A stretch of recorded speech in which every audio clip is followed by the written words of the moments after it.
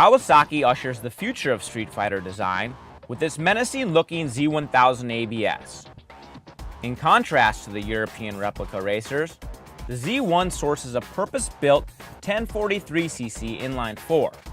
An ultra-compact aluminum chassis wraps up and over the engine, helping to create a more intimate riding experience.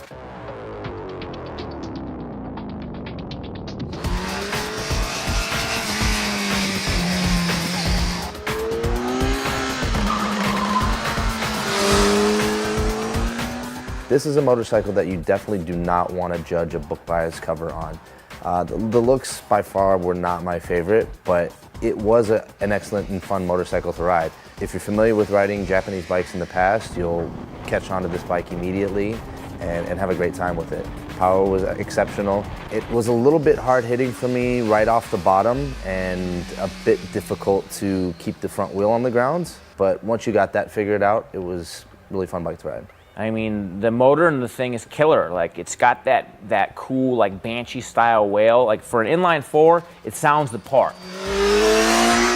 Like, the motor wails, it's quick to rev, it's got tons of mid-range. Mid-range is so wide on that thing, it's absurd. The motor is super fun to ride. It's just kind of herky-jerky on the bottom end. You know, when you're letting on and off the throttle and getting back on the throttle, it kind of, you know, will jump around. It really, to me, seems like a great, like, around town bike, cruising the back roads and just kind of like going around town. When we picked up the pace in the canyons, the bike just didn't respond as well. The big thing for me with the Kawasaki was, you know, the handling. You know, coming into the corners, the thing was just wiggling around. It never really felt, you know, too planted. And when you're going through corners, you want to be confident. And I wasn't confident in the Kawasaki and its handling.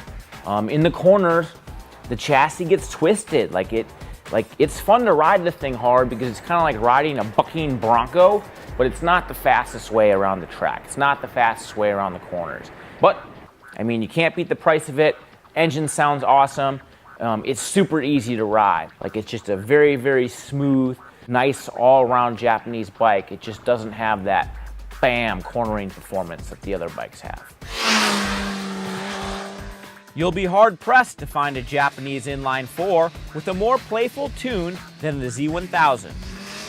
Despite that feel-good sound, it is considerably down on top-end power. While agile on city streets, in the canyons its chassis proved to be the least capable. It also delivered the harshest ride over bumps. So despite offering the best value, the Green Machine finishes last.